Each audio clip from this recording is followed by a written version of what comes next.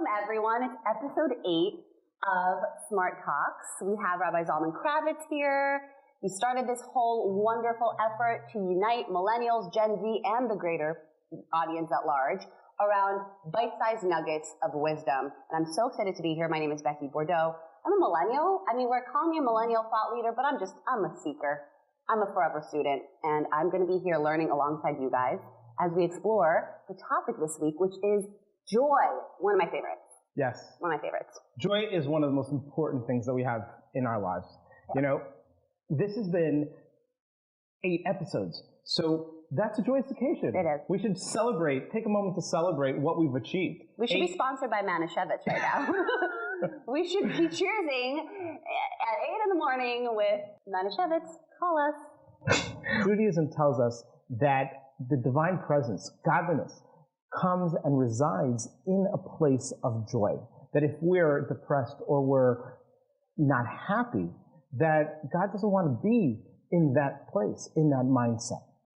You know, you think that religion is like this serious thing, but really, religion should be, or God should be, this joyful experience. How are we defining joy? Because now I'm starting to think, well, there are many moments where I'm not very joyful. Am I just devoid of any creator, intervention? Am I just really blocking myself from any divine insights in those moments? Is it like a all or nothing? So I think there's a time for everything.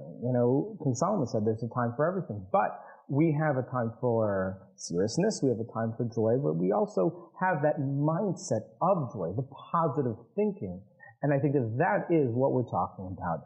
That this type of joy, this type of mindset helps us in our mind think about what we can achieve, what we can learn. How do we sharpen our own intellect and unlock our memories, as children? Or even, you look back at family experiences or experiences with friends. What are those memories that we remember? Those experiences that were fun, those experiences that we had a lot of joy around. Just to push back, because I'm sure we have audience members that are like, but wait a second, this year has been really trying for me.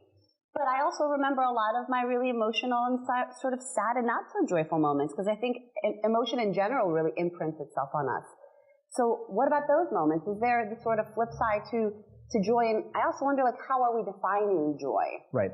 So let's as we go through the episode and we learn a little bit more about the application of joy, I think what we understand of what joy is will become more clear. Cool. Okay. Good. So I think that you're really right, because there's a saying that we have in Jewish tradition that says that there's no joy as the dispensation of doubt. So you're sitting there and you're thinking, okay, can I achieve this? Can I do this? You're starting a new business.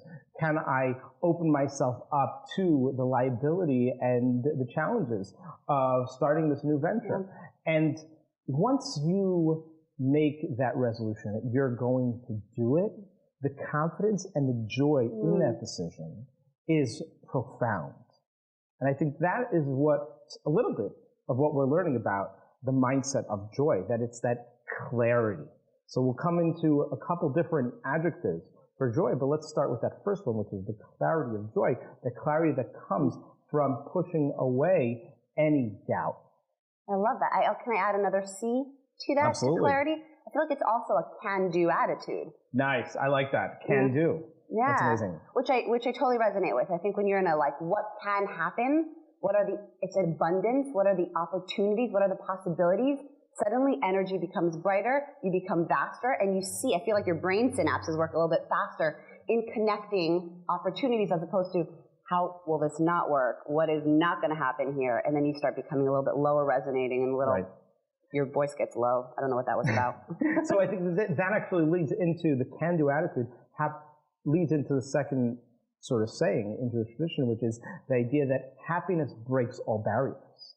In the sense that it's almost like a cause and effect. That if we don't have joy, then we have doubt. If we get rid of the doubt, then we have joy.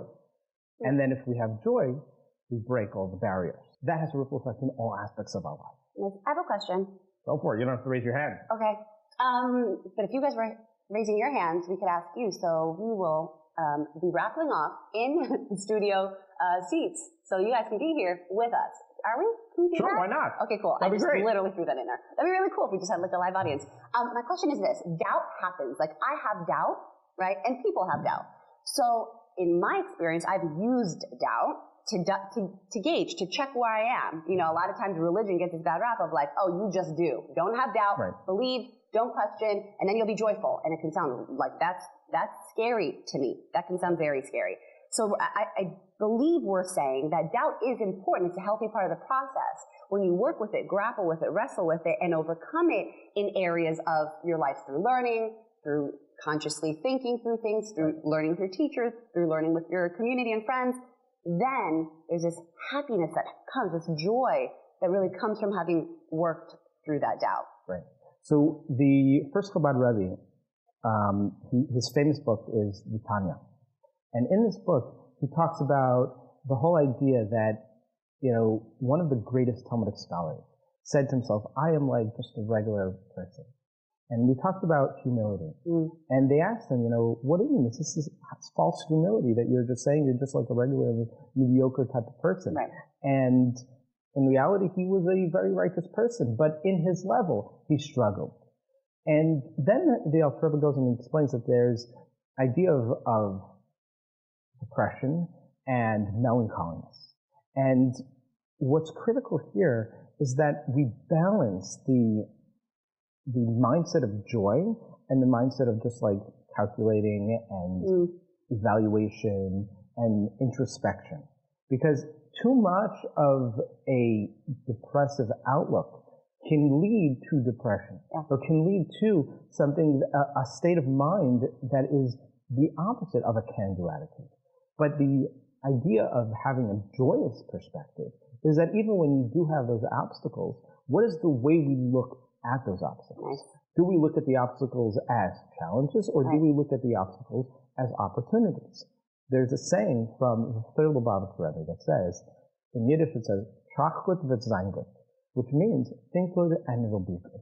It's not that we don't have to, you know, we'll just think, okay, it'll be good, and if I don't have to do anything, it's that mindset that, where's that starting point? Are you starting from the place where challenges are so unsurmountable that it's impossible to achieve?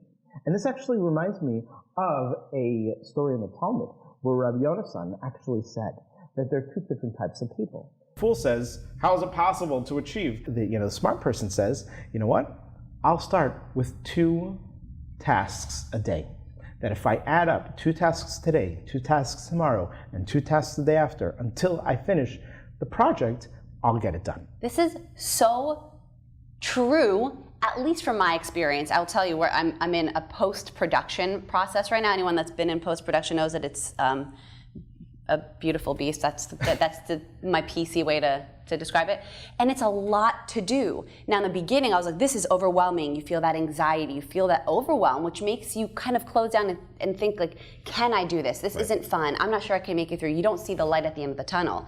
But little by little, and if you can give yourself those increments, you build confidence because you get this much done, and the next done, and the next done, and suddenly you're lifting 20-pound weights because you started 2 at a time to 3 to 5 to 10, and you've built your strength and your confidence over the process. So I like this one. I think everyone should try that because you'll build your own confidence when you see that you've made it through. And I think that this also connecting to the theme that when you achieve even those 2 tasks, have the joy in those tasks. Nice. Don't always look at the mountain and say, I have to climb Mount Everest.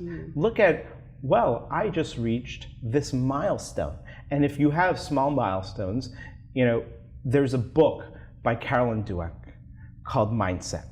And in that book, she talks about what's the fixed mindset and a growth mindset. And sort of you could think, okay, my intelligence is set. You know, can I get smarter? Can I achieve more? I'm sort of stuck in my ways, or sort of I've achieved the most that I can. Or you could take the perspective of a growth mindset, which is that I can grow, that I can achieve, that I can sort of develop my intelligence or my skill set so that I can achieve more. And you know, this actually has science behind it. You know, there's several studies that talk about that our minds in some ways are wired to go negative, to fight and flight, to look for danger and run away from it. And even in our lives, do we run to those opportunities, or do we run away from those opportunities? Do we want stability, or do we want uncertainty? And having a positive mindset, having joy, having positive thoughts can actually rewire your neurons in your brain so that you can start to think in a different way. Also, I'm not sure that stability and uncertainty live on the opposite sides of this large spectrum. I think that you can find a sense of stability in uncertainty. And I think there's this really lovely, at least for me, finding of this internal peace and stability when things are a little crazy over time. And also that belief, I think for me it comes from this belief that, I thank God I have a mother who's an educator who always told me, if you put your mind into it, if you want to achieve it, if you're willing to do the work, you can get there. And it was never like, if you believe it, it'll be. Like, it's if you put in the work. And so I knew that I had the capabilities, and I knew that I was open to learning, and that is an intellectual person. If you're open to learning, there will be plenty of content. This whole entire show and idea and web series is based on the assumption that people want to learn more, which is also based on the assumption and belief that we share that people can grow. There is growth mindset is available to all of us. Right. And I think that that's a huge opportunity to really feel that growth and take joy in the small achievement. So we appreciated your joining us for this episode. We hope that you really take the idea of joy into your day. And we'd love to hear from you. How do you bring joy into your day-to-day activities? L'chaim to joy. I'm feeling a lot more joyful after that episode.